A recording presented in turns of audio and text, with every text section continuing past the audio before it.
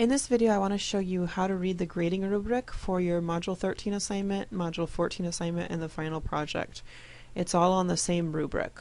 So to access the most current rubric, you want to use the link that I've provided on the home page of our course. And you'll notice right away that the final project will be subdivided into 4 different components: technical, organizational, visual, and a reflection.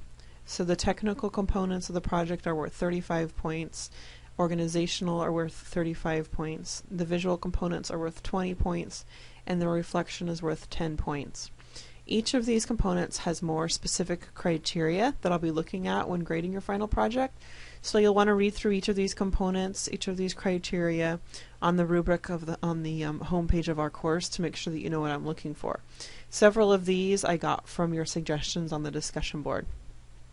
Now, I want you to be working on your final project assignment in Module 13 and Module 14 as well. So in fact, you will be graded for a subset of these criteria in each of these 2 assignments, 13 and 14.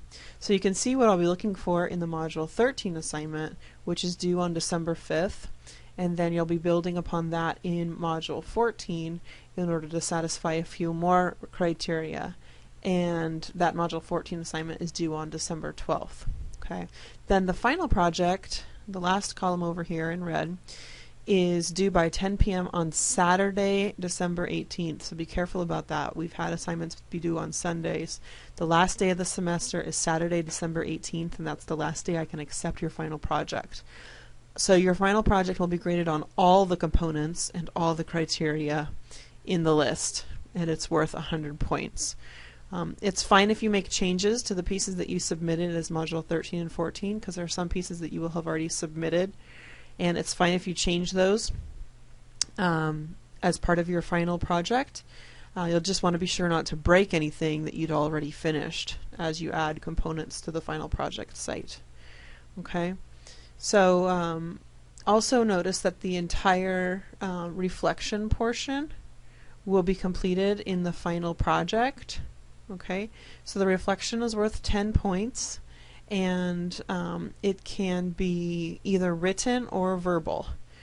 So if you submit a written reflection, it should be about 2 pages long, submitted to me as one of the file types listed here in the rubric. If you submit a verbal reflection, then it should be about 5 minutes long, recorded with either Jing or Screencast-O-Matic, and in that case you'd just send me the link to your screencast. Okay. In the reflection, whether you decide to do it written or verbal, you need to answer the 10 questions listed on this rubric. And if you're doing a screencast, you can show us parts of the sites as you parts of your final site as you verbally answer the questions. If you're doing a written version, then I want to see screenshots included in your reflection. Okay, so you need 2 pages of text, and then any additional screenshots will be additional length to the reflection paper if you decide to write it. Okay, so that's a quick look at what will be expected of you for the final project. There's a lot to include in the final project, but the good news is you'll be working on several of those criteria in the Module 13, assignment number 13, and assignment number 14. So you should have plenty of time to meet all of the criteria expected of you for the final project. Okay, again, please access the most recent version of this grading rubric for a detailed look at each of these criteria, and the link to that rubric is found on our course homepage. Okay, thanks.